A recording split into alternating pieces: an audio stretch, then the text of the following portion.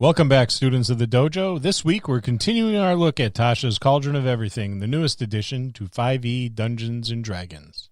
This go around, we're looking at the optional class features of the Druid. Support the Dungeon Masters Dojo by heading over to Apple Podcasts and Podchaser and leave a review. Take the time to leave a comment as well.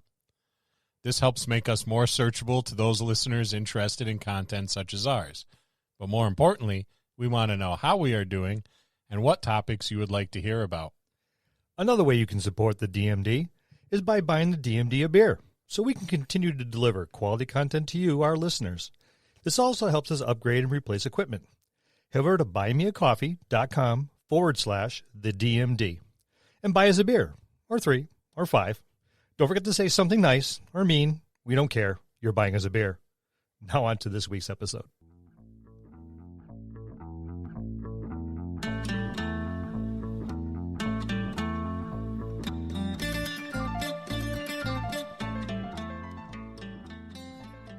Hello, and welcome to another episode of the Dungeon Masters Dojo podcast.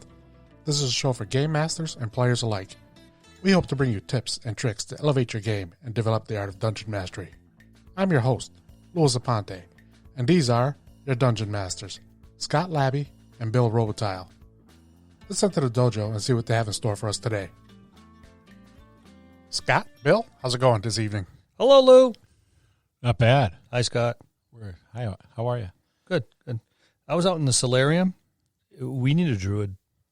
Yeah, I wasn't very good about maintaining any of the lawn care this summer. So any druids out there, email us. And we have no money to offer you because we're poor. But we have fruit. I think you're stereotyping druids now. I think we're going to talk about some new druids. New druids, you say? Well, additional class features, really. So they're new. They're new. Yeah, we're hugging trees this week with the druids. All right. We're talking about the optional class features for the druid. You gain class features in the player's handbook when you reach certain levels in your class. This section offers additional features you can gain as a druid. Unlike features in the player's handbook, you don't gain these features here automatically. Make sure you consult with your DM and decide whether you gain a feature in this section and if you meet the level requirements. These features can be selected separately from one another. You can use some, all, or none of them. So, additional druid spells. Nice place to start. Before we go any further, the earlier versions of D&D, the druid was like the red-headed stepchild of the spellcasters. They were the weakest. I think the druid of the past is like the ranger of today. The ranger of today is one of the weaker classes, in my opinion. Aragorn's rolling around in his grave. It's like the original.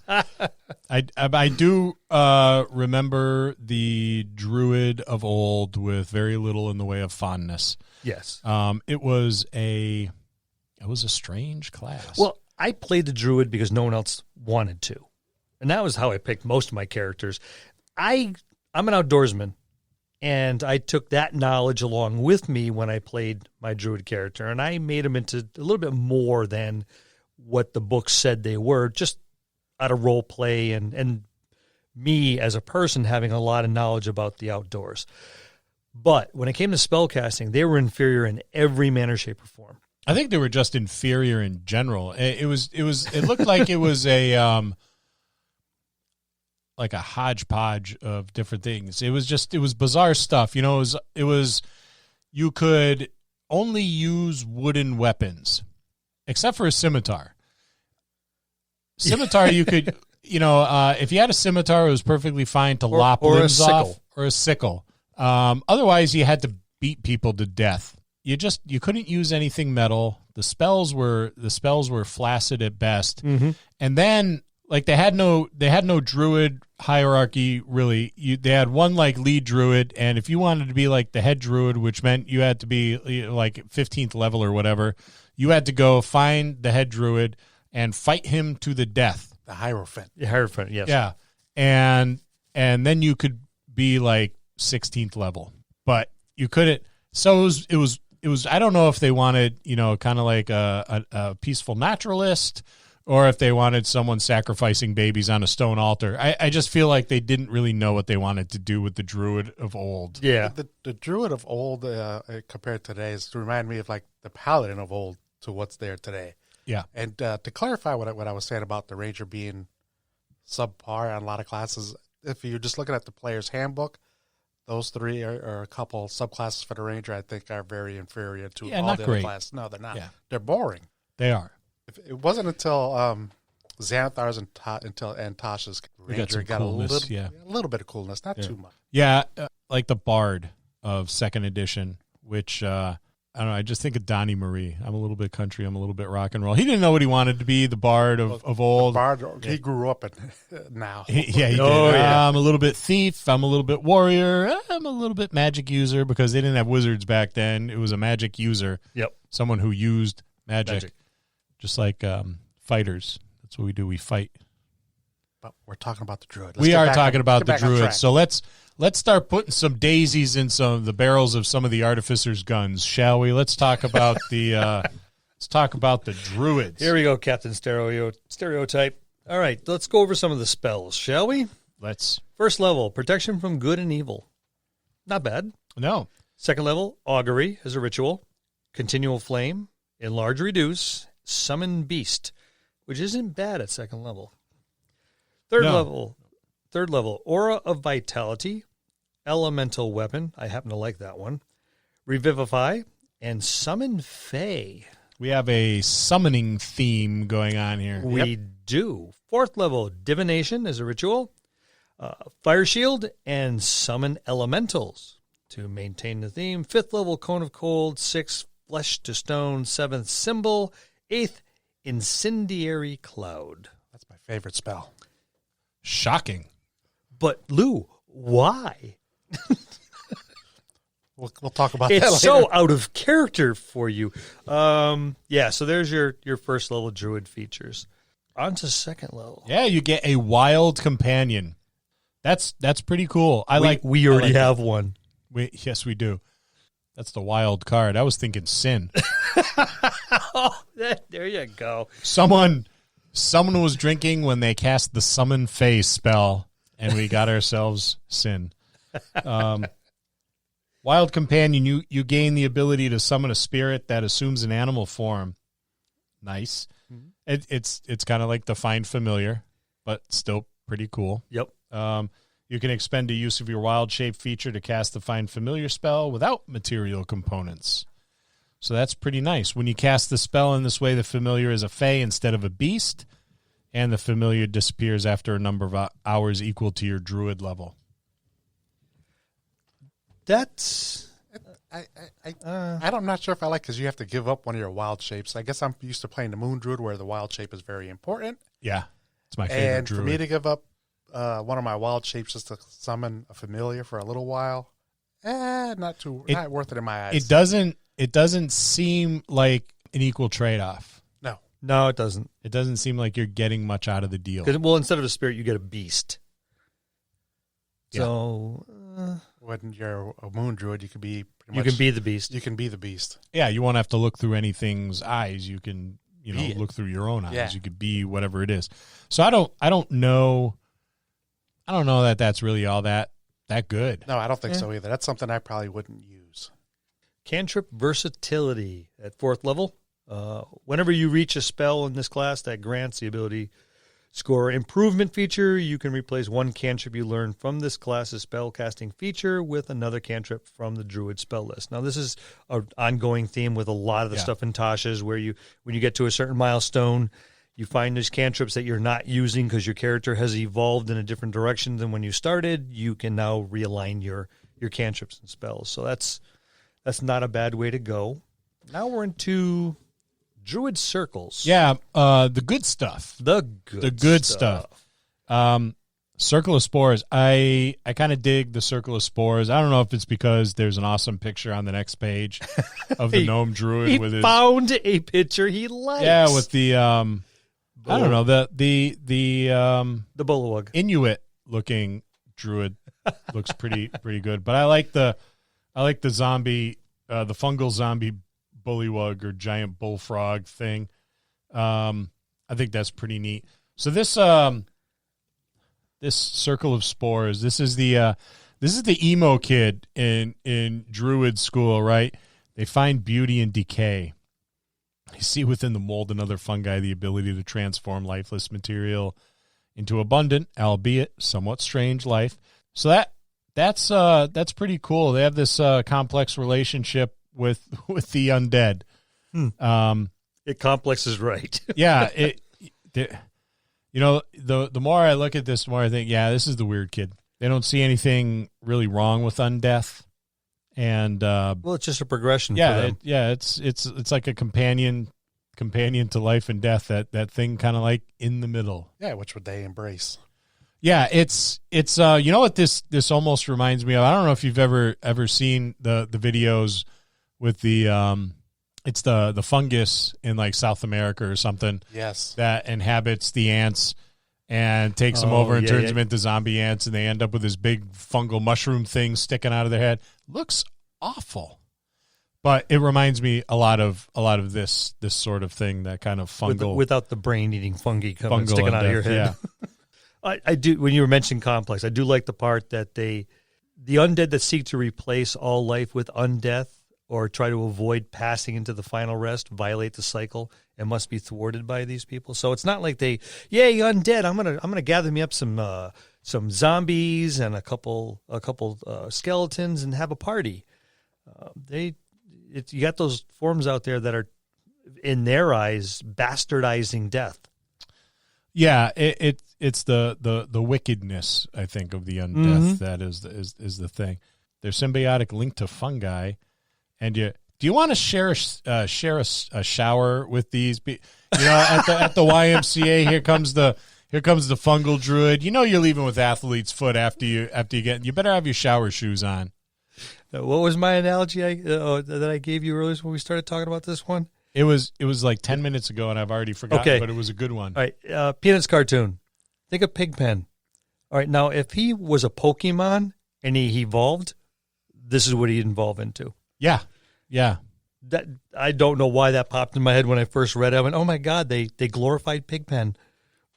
He finally got his just desserts. Pigpen was one of the most underrated Peanuts characters. Good for you, Pigpen. I think one of the best dancers, though. And yes, by far. And congratulations on evolving. There you go. Circle spell, 2nd level. Circle of Spore feature. Your symbiotic link to fungi and your ability to tap into the cycle of life and death grants you access to certain spells. 2nd level, you learn Chill Touch, cantrip. 3rd, 5th, and 7th, and 9th level, you gain access to the spells listed below. So we have another list of spells to go over. 2nd level, Chill Touch. 3rd, Blindness, Deafness, and Gentle Repose. 5th, Animate Dead and Gaseous Form. 7th, Blight and Confusion. 9th, Cloud Kill and Contagion.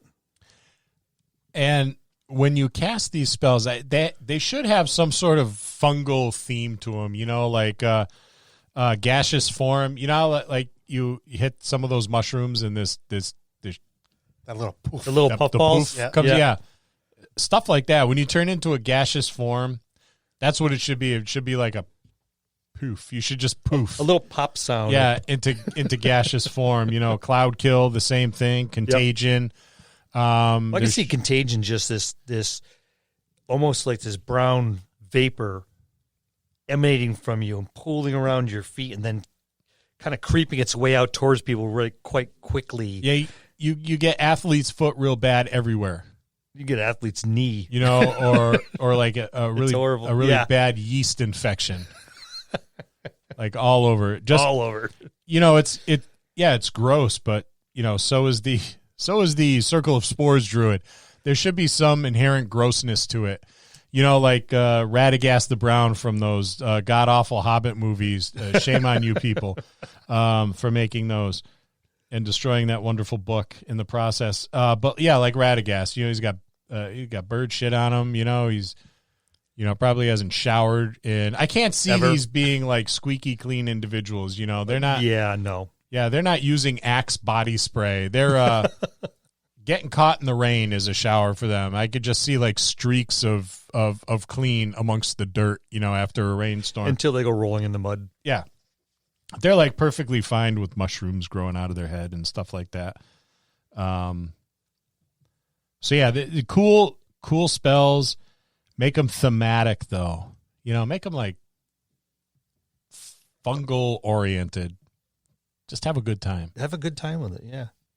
Reminds me a little of the Gully Dwarves kind of from Dragonlance. A bit. I'd never thought about that till you just said that. Yeah. It clicked. Halo of Spores. At second level, you get this invisible necrotic spores. They're harmless until you unleash them on a creature nearby.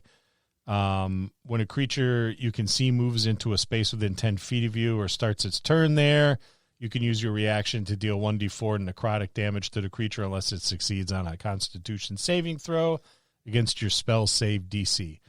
So the damage increases to D6 at 6, D8 at 10th, and D10 at 14th.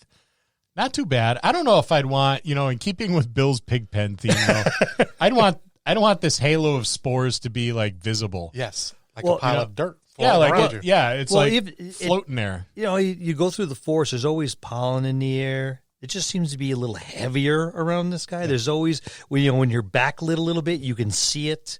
Yeah, that dust in the sunlight. And when he goes to activate everything, that you have it's like maelstroms around him. Yeah, so it starts coalescing into maybe runes or something that in the air where you can just barely make them out and go, I don't know what it is, but this can't be good. Nope, it's gonna hurt. Yep. Yeah. Here comes the yeast infection. That's going to be rough in all this metal armor. I'm not going to be able to scratch. Someone get me a long stick. All right, second level as well. Symbiotic Entity. You gain the ability to channel magic into your spores. As an action, you can expend a use of your wild shape feature to awaken those spores rather than transforming into a beast form. And you gain 4 temporary hit points for each level you have in this class. While this feature is active, you gain the following benefits. You can deal your Halo of Spores damage, roll the damage die a second time, and add it to the total. So your D4 at early levels, or D8, D10, gets doubled. Your melee weapon attacks deal an extra D6 necrotic damage to any target they hit. He obviously doesn't clean his weapons. Yeah, so you get that fungal infection that goes with it. He's just gross, but I like him. They last for 10 minutes until you lose all temporary hit points or until you use your wild shape again. I know Lou's going to say, this is a bad trade-off as well, but this is the first step because this little Halo of Spores thing is a theme through some of the other levels. I'm not going to say it's a bad trade-off. Well, maybe a little bit. Is it leaving a bad taste in your mouth? Kind of dusty. But it's a different take on a druid. And thematically, I think this could be played up a lot better than the Moon Druid or one of the druids from the land. There's a lot more, to be had with this druid. Yeah. You are sacrificing your wild shape. But again, you're not playing a Moon Druid. You're playing a different druid. Right. So, while this may not be my favorite of all druids, I'd still, would say this is an okay class because thematically it'd be pretty cool to walk around like Bill said with this little greenish dust bowl rolling around you as you're activating your spores because you're getting pissed or whatever. I think it would be pretty cool. Oh, but wait, there's more. What? There is? There is. How much more does it cost? The fungal train has not stopped rolling yet. I better get some athlete's foot cream on. You better. You need to air everything out. I see him kind of smelling bad too. Not like earthy and been out in the woods, but just like.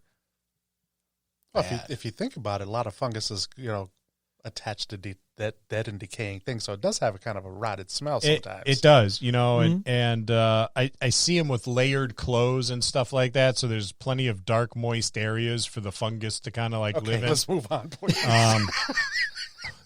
Think of these. I work in a hospital, so infections. They're there. They're there. At 6th level, your spores gain the ability to infest a corpse and animate it. On the topic of smelling bad, now you have an animated fungal corpse. Oh, boy. If a beast or a humanoid that is small or medium dies within 10 feet of you, you can use your reaction to animate it, causing it to stand up immediately with 1 hit point. The creature uses the zombie stat block in the monster manual. It remains animate for 1 hour, after which time it collapses and dies. In combat, the zombie's turn comes immediately after yours. It obeys your mental commands, and the only action it could take is the attack action, making 1 melee attack. You can use this feature a number of times equal to your wisdom modifier, minimum of once, and you regain all expended uses of it when you finish a long rest. Kind of neat, but it doesn't last long.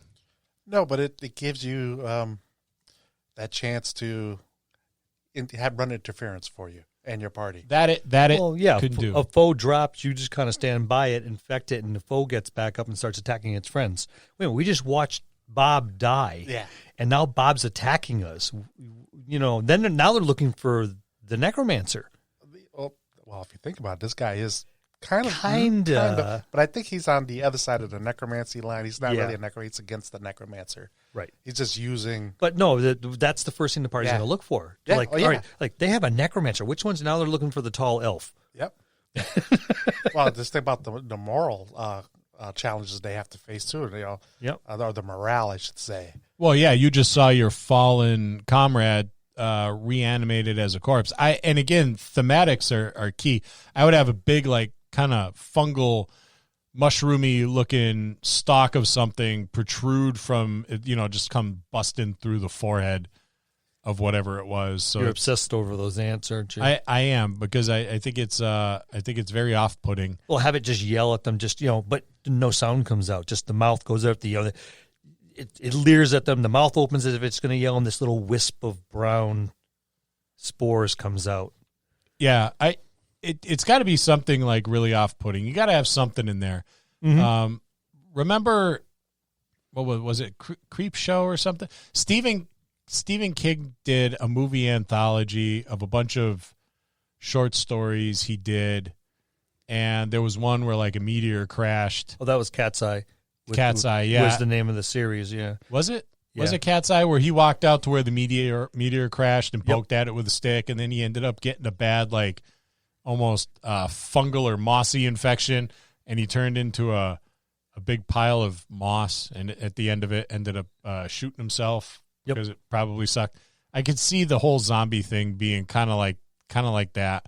One half of the thing kind of covered with this just fungus, and at the end of the hour it stops being animated because the fungus takes over the whole body. Took over and ate whatever it needed. Yeah.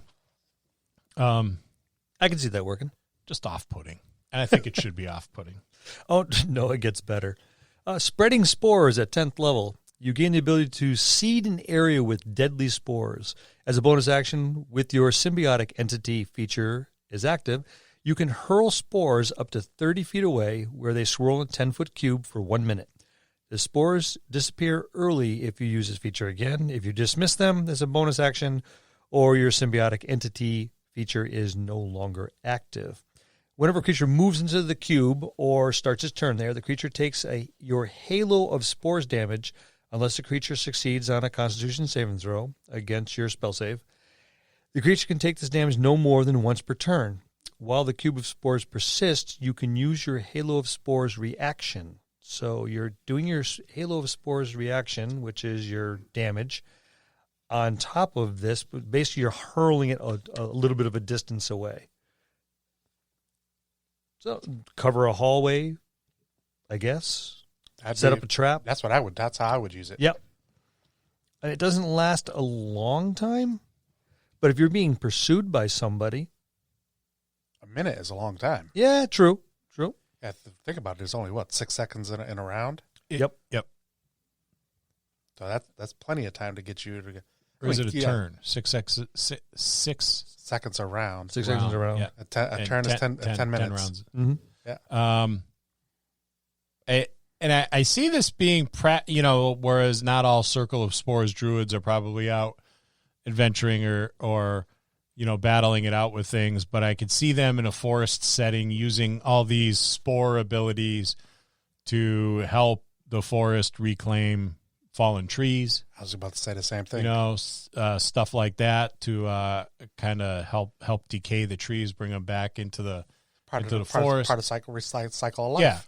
Yeah. This being like a caretaker's ability that they can weaponize if necessary. True. Yeah, the faster the tree decays, the faster the nutrients are in the ground, the faster the ground can reseed and regrow.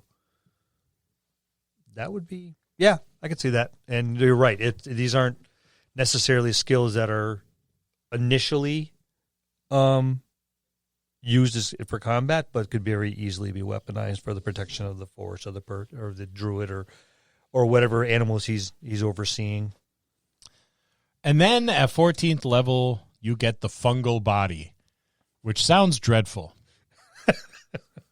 As far as capstone abilities go, this sounds like just what you're not really going to be striving for. Uncomfortable. Like I need to go see the cleric and get me some athlete's foot cream. I gotta get some cream. The hell with gold bond? I want platinum bond. I need the fungal spores in your body alter you. You can't be blinded, deafened, frightened, or poisoned, and any critical hit against you counts as a normal hit instead until you're incapacitated. So that's a nice feature. Unless you're incapacitated. See, put your glasses on. Yeah, unless you're incapacitated. So not bad. Again, I see them. I see them at this level, just being real splotchy as far as skin tone goes. I do see a blend of browns and yellows and greens. They've been colonized by this point. There's some fungal stuff going on there. This is the guy that when you make camp, everybody's going to want him to sleep on the other side of the camp and keep his boots on. Downwind. Downwind. Yes. I mean, for your subclass capstone, I mean, this is okay. It's not too bad. You can't be blinded, or poisoned, or deafened. So, I mean, those are okay because it's not the greatest, but it'll do for your subclass capstone. Can you imagine what his toenails must look like? Nope. All yellow. Yeah, crumbly. Just this guy needs a spa day. That's what he needs. He needs more and than a podiatrist. Yes. A good soak in a seaweed wrapper. Yeah. Antibiotic or something. Antifungal. Peroxide bath. Yes. Just think all those bubbles. He would bubble and sizzle like no tomorrow. I kind of dig him. I think I would definitely put a Circle of Spores druid in my fantasy forest campaign. Oh yeah, throw him in there along with your Fae and yep. I think either as a reoccurrent NPC or especially as a player character, I think it would be great fun. Yes. To have that and do that whole Pigpen theme Bill was talking about, it'd be fantastic. How about as a big bad? As a big bad? Well, I don't see them as the big bad, but maybe an obstacle you need to get around. Well, maybe not at this level being the big bad, but when he gets his his class capstone at 20th level. Yeah. Yeah. They're pretty much all druids are pretty much unstoppable. I won't say they're unstoppable, but they're pretty tough. Yeah, I think you could easily transform this into the bad guy. Yes.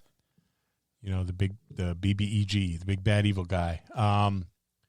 It fits with or if you're doing if you have another big bad and he's one of the heels, that kind of is employed by the big bad, that would work. Well, he may not even be the planned big bad. He could be, like you said, some just taking care of his grove, and the PCs come in without realizing, and do something wrong. Stepping on his mushrooms. And now Well, they're going to go in there and they're going to be cutting down the woods. They're going to be making camp, setting a fire. And they'll give them a warning. They're like, we need to set up shelter. To just go on your way. You're a little guy. And now they have somebody to contend with. That's how I see this. Yeah. Yeah, I don't see them setting out as technically the big bad. No, but I mean, I can see how these, through whatever happenstance, whatever story you put together, how they could turn into the big bad evil dude, where that boundary between, I have no problem with the undead as long as you're not trying to bypass the circle of decay and death, and all of a sudden it's like, well, maybe it's not so bad if you extend it just a little bit, and that's how it starts. And before long, right, maybe lichdom isn't all that bad. I mean, they do eventually die, and so. Or just, a resentment for all things green. It's like you live in a forest and you're like, you know what? I think a forest of mushrooms would be much nicer. Something dark and damp. And mushrooms and ferns. Yeah.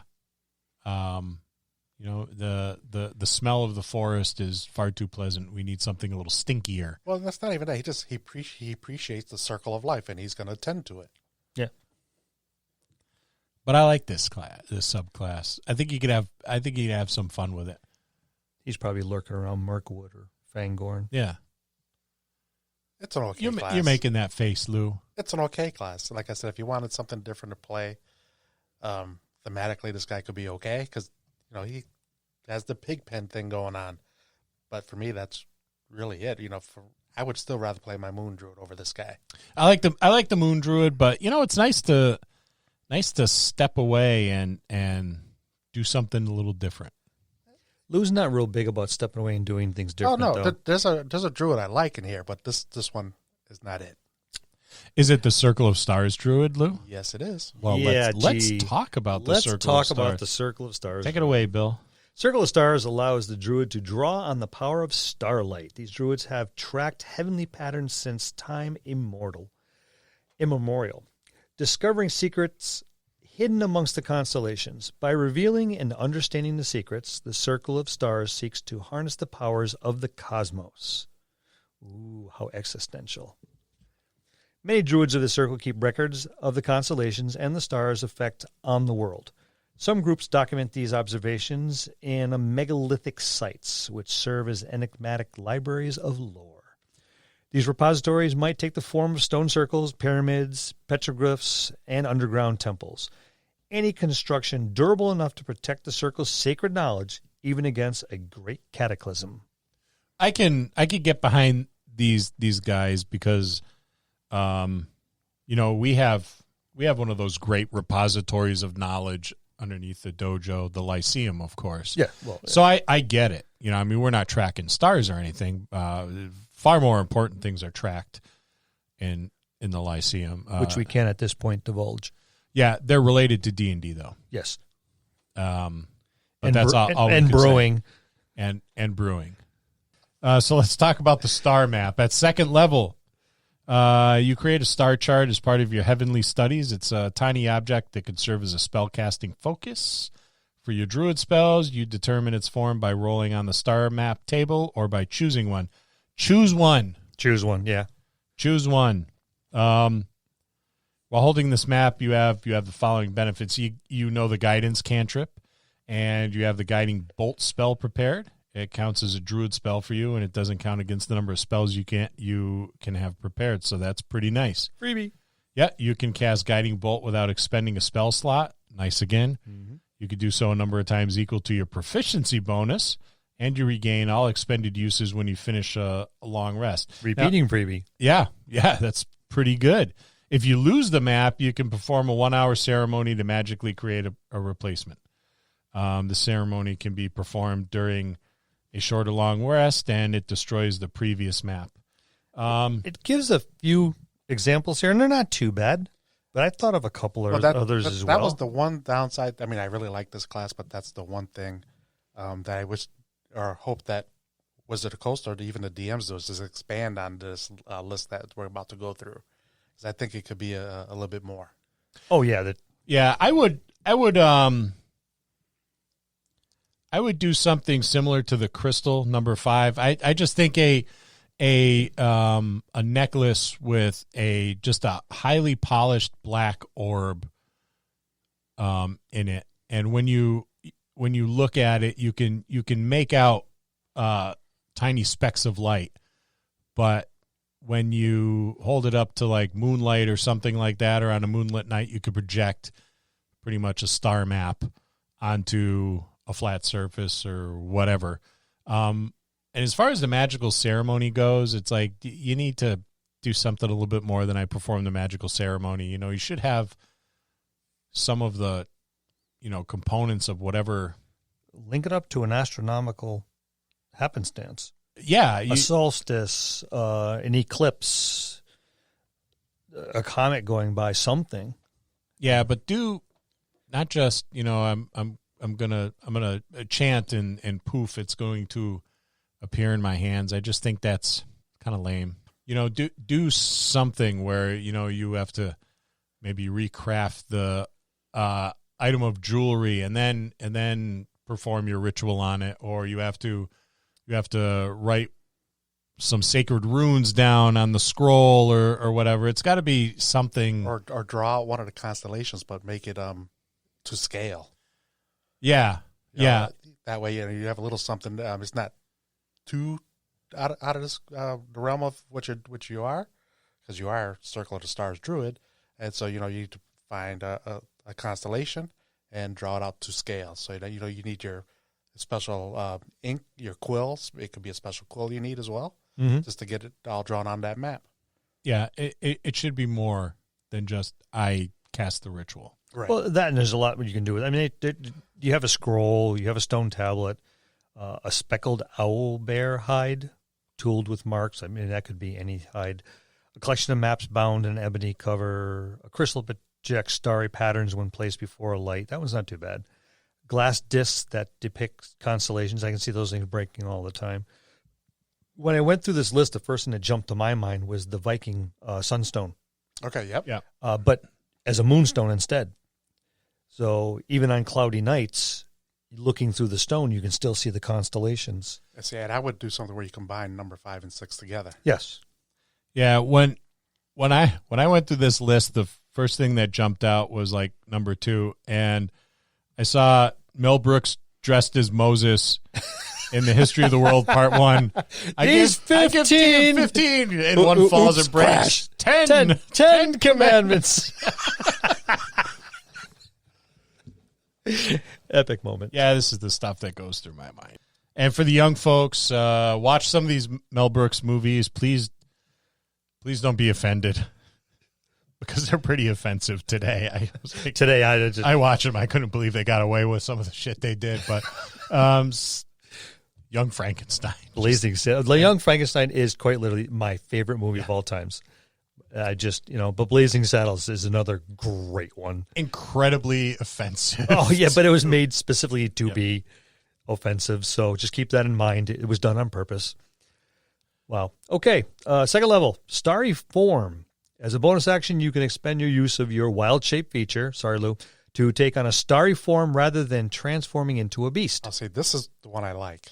While in your starry form, you retain your game statistics, but your body becomes luminous.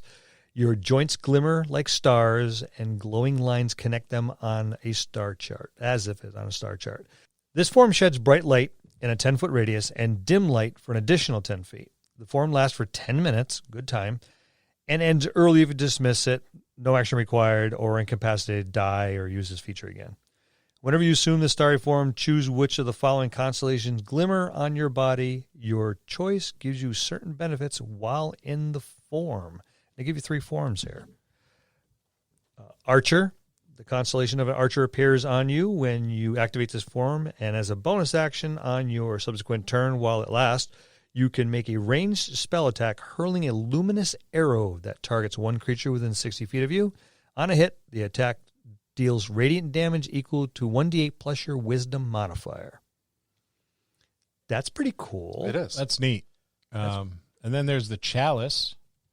So the constellation of a life-giving goblet appears on you Whenever you cast a spell using a spell slot that restores hit points to a creature, you or another creature within 30 feet of you can regain hit points equal to 1d8 plus your wisdom modifier. That one's another nice little good buff. Then there's Dragon. A constellation of a wise dragon appears on you. When you make an intelligence or wisdom check or a constitution saving throw to maintain concentration on a spell, you can treat a roll of 9 or lower on a d20 as a 10. Automatic 50%.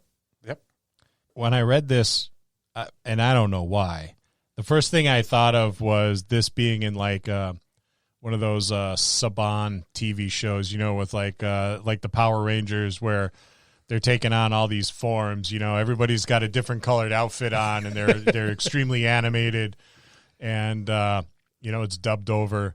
I don't know why, but that's all I see when I think of this Circle of Stars Druid is, there's got to be a trio of them, and they're all glowing. And well, and this is one of the other shortcomings. I think the constellation chart needs to be expanded on this one, and I could see this being a pretty you could give a constellation for. Instead of throwing the light as an arrow, you could do something with a bludgeoning, like a hammer that you're throwing, a different constellation or something, some kind of spell. You can either take the constellations that we know or make up your own. So there's the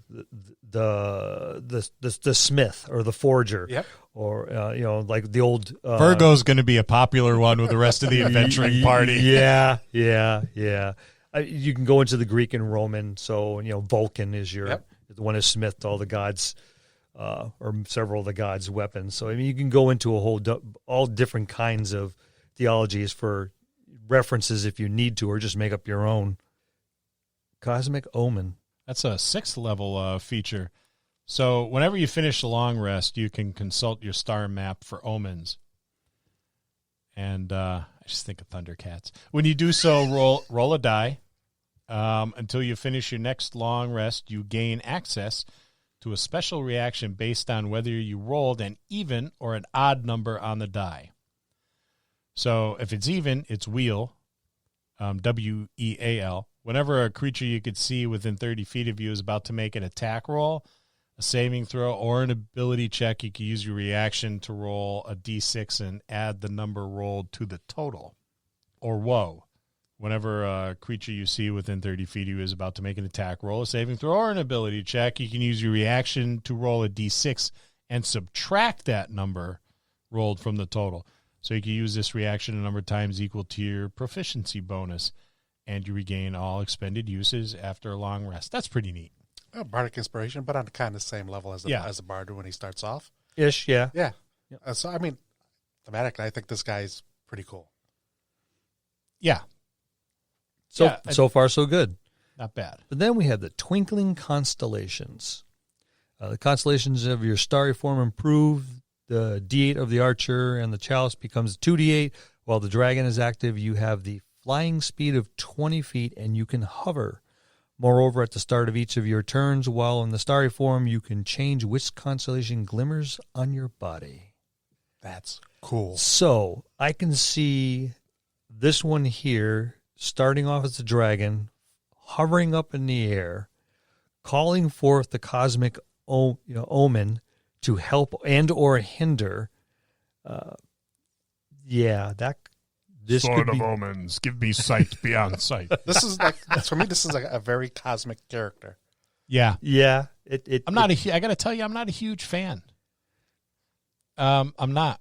That's your opinion. Yeah, it is. It's just my opinion. Lou's getting all offended because he really has his heart set on this. It's fine. You can it. It's not doing it for me. It's not like saying play me. I like the little fungus guy better. But you have the 14th level, full of stars. While in your starry form, you become partially incorporeal, giving you resistance to bludgeoning, piercing, and slashing damage. Take that. Meh. I just thematically I don't dig it. I don't. I mean, it's not a bad. It's like Starman almost. I like it. Yeah, I thought Starman was lame. I did. I was just, yeah. And Hawk the Slayer's not. Hawk the Slayer's badass. Go watch Hawk the Slayer. It's like the king of B movies. It's epic. Jack Palance was in it. He was like 110 and did one-arm push-ups. So let's see your non-corporeal. And where else can you stuff. find an automatic hand crossbow? That's right. Nowhere. Phony. Hawk the Slayer. That's where you find it. Untrue. The Chinese made one. Okay. I'm not going to even argue that because that's true. Let's go on to the next circle, shall we? Well, full of stars, really. You couldn't come up with something. It's like, shit. I just do it at 5 today. It's Friday, and it's 4:57 p.m. I got to get out of here because I got to run home. I still have to cut the lawn because I told the missus I would do it. I haven't done it yet, and I forgot to make the bed. She's going to be upset. So, all right, last thing I have to do is name it. Full of stars, send. Okay, let's move on. All right. I still like it. You can. It just doesn't do it for me. I like this one, too, coming up. But this guy would fit in that Fantasy Forest campaign very well, I think. I think he would do very well. Someone who came from like a Stonehenge or some other like megalithic site similar to something that, from like a Stone Age period. Yeah, everything's made of big, heavy stones. Yep. And that's pretty much his laboratory, massive stone calendar. The Moai staring off on the edge of the island. Yeah, stuff like that. I think thematically pretty cool, but I could do so. I wouldn't want to play him. I would make an NPC though. And see, I would play this guy and DM the heck out of it. But you'll have your opportunity. I'm still waiting for you to run a game. Well, we gotta get everybody. We're back. all waiting for anybody to run a game. At least something non-virtual. I can't play the virtual stuff. Virtual dice hate me. We have, you know what, and they like me, which is nice because it's completely opposite of normal. We've been playing with Dave from Retro RPG Reviews on Friday, and have been having but it's actually it's a good time. It is a really good substitute right now for sitting at a table. It's the best you could do, really. I mean, it's one step above solitaire. Because virtual dice hate me.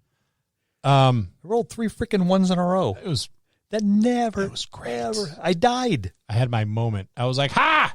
Now you know what it's like being me, Bill. Ha ha! And I believe he said exactly that too. Yeah, I did. And I was drinking. So I was feeling pretty malicious. And I was rolling the heck out of those digital dice. I think it was because I wasn't touching it. I had like the mouse and like every satellite orbiting the planet in between me and the dice.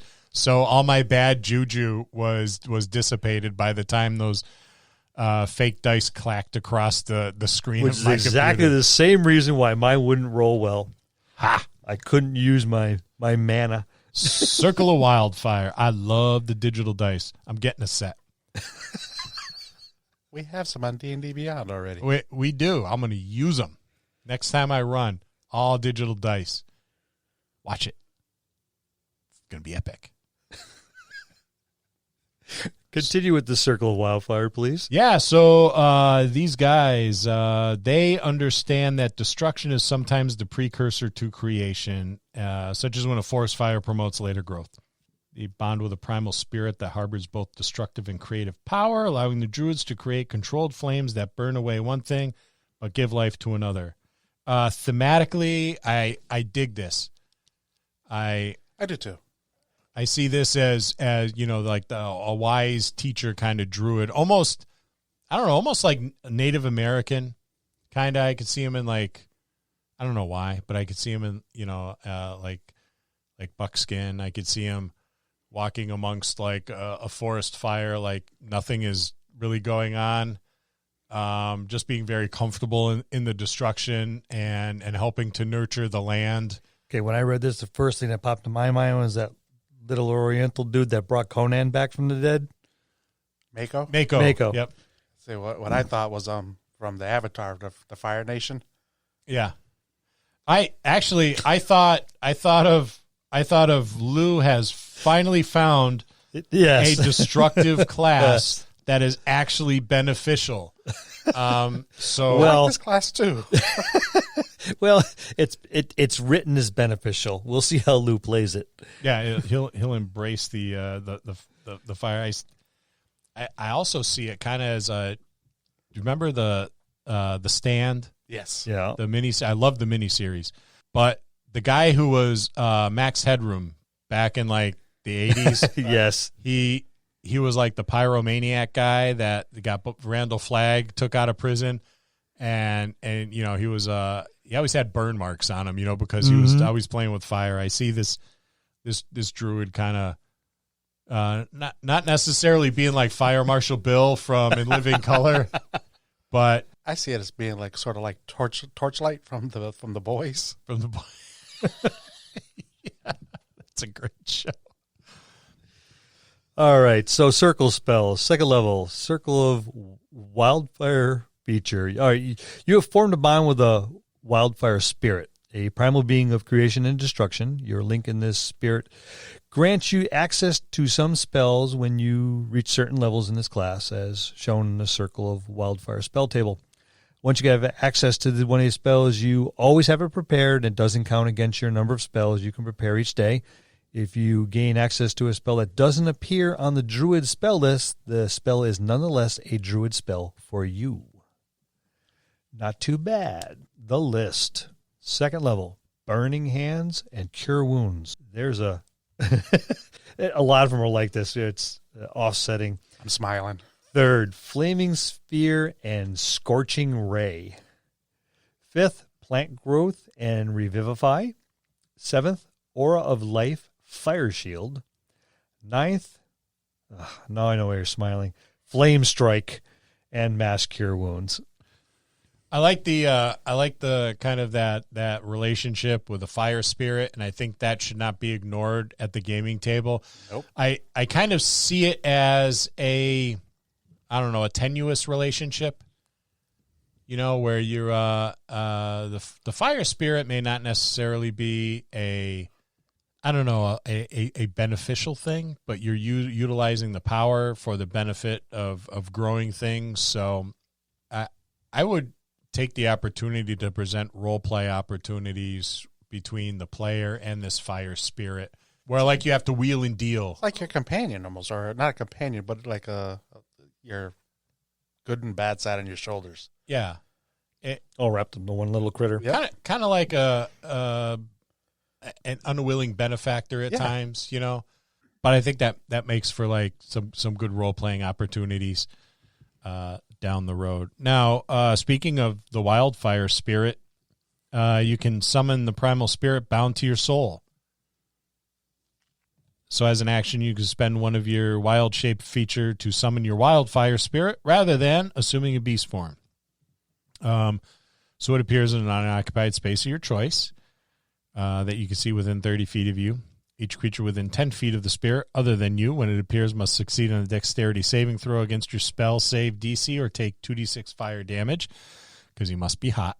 The spirit is friendly to you and your companions and obeys your commands. See this creature's game statistic at the little wildfire spirit box with stats down there. It uses your proficiency bonus in several places. You determine the spirit's appearance. Some take the form of humanoid figure made of gnarled branches covered in flame, while others look like beasts wreathed in fire. So it could be cool. Could be, flavored nicely. I would, this is a good role playing opportunity too, because I would probably have the spirit be kind of a little pissed off. I don't like coming to your. You drag plane. me from my plane to yours, where it's there's no fire anywhere. and I get yelled at if I spread it. Yeah, and now I got to burn all these people. In combat, the spirit shares your initiative count, but it takes its turn immediately after yours. Saves all that extra dice rolling. The only action it takes on its turn is the dodge action, unless you take a bonus action on your turn to command it to take another action. That action can be one in its stat block. like Flame Seed. That's a ranged weapon attack, and Fiery Teleportation. You can teleport up to 15 feet to unoccupied spaces. You could see, and that's the spirit and each willing creature of your choice within 5 feet of it. So that's not bad. If you are incapacitated, the spirit could take any action of its choice, not just dodge. So while you're not conscious, it can kind of do its own thing. It has a little agency. The spirit manifests for an hour until it is reduced to 0 hit points, until you use this feature to summon the spirit again, or until you die. Got a question for you. Yeah. If the player character was to go unconscious, I would think that the DM should take over the spirit until the character is conscious again. Oh, I would. Yeah, most definitely. Yeah. It is now my toy to play with. Yes. Yeah. Don't go unconscious. Why? What could possibly happen? That's the way I see it too, because you have no control over it. Right. Yeah. So it has a mind of its own, but it's not really its own thing yet. Well, you're directing it. Yeah. Initially, because you have to take command of it. You have to tell it what action to do. Otherwise, it sits there and takes dodge action. So if your character is unconscious, why would you let your player basically run, this little spirit running around? Because it's just going to keep doing what the player wants it to do and not necessarily what it wants to do. That's something the DM and the character should talk about at your sessions. There, we're going to touch about that again. Dun, dun, dun. And talk about that as always, so there's no surprises. Right. Yep. Or surprise the hell, I'm going to go, nope, I'll take over that. Yeah. So you have Enhanced Bond at 6th level. The bond with your Wildfire Spirit enhances your destructive and restorative spells. Whenever you cast a spell that deals fire damage or restores hit points while your Wildfire Spirit is summoned, roll a d8 and you gain the bonus equal to the number rolled to 1 damage or healing roll of the spell. In addition, when you cast a spell with range other than self, the spell can originate from you or your Wildfire Spirit. That's pretty cool. That's actually pretty cool.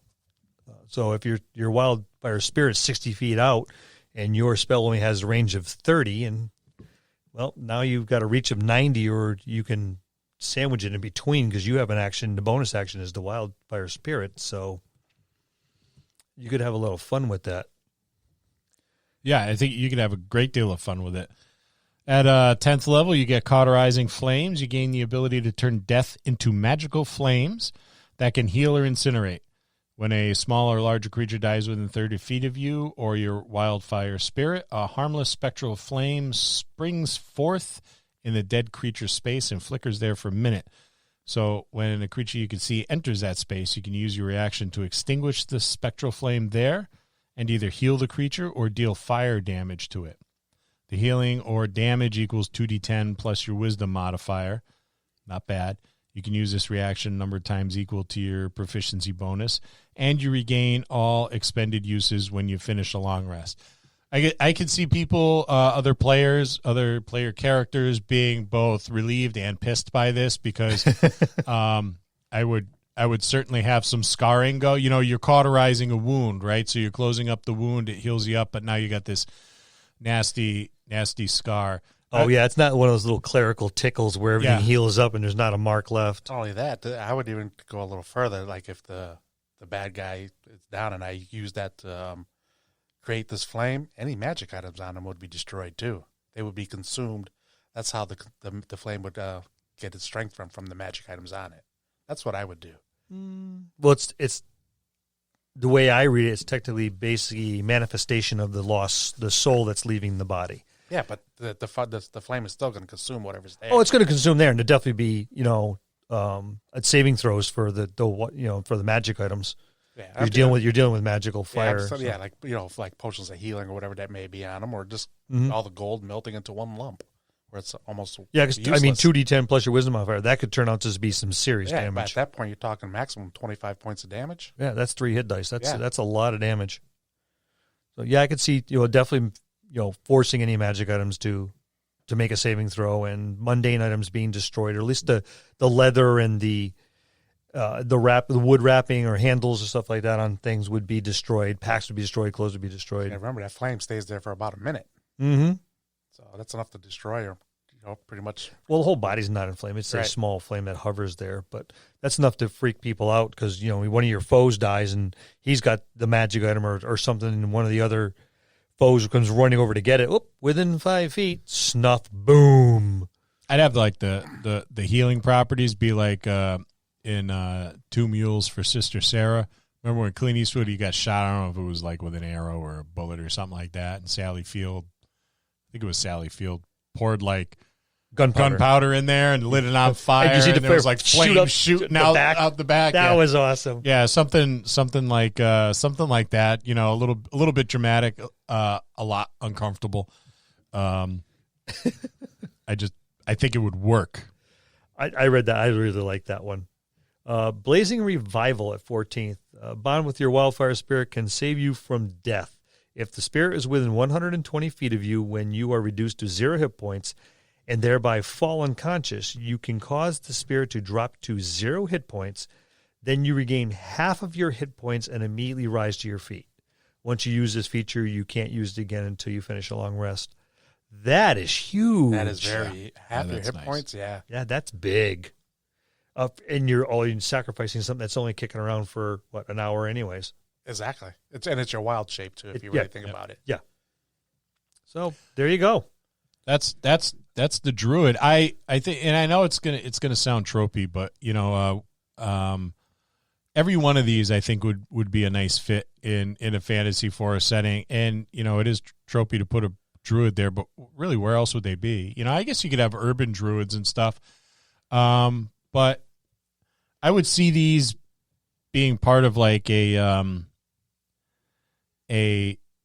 greater circle of druids, like a council that meets at some site, and it's their job to maintain this ancient forest. It would be a druid from every discipline, every circle out there. Everybody would have their role.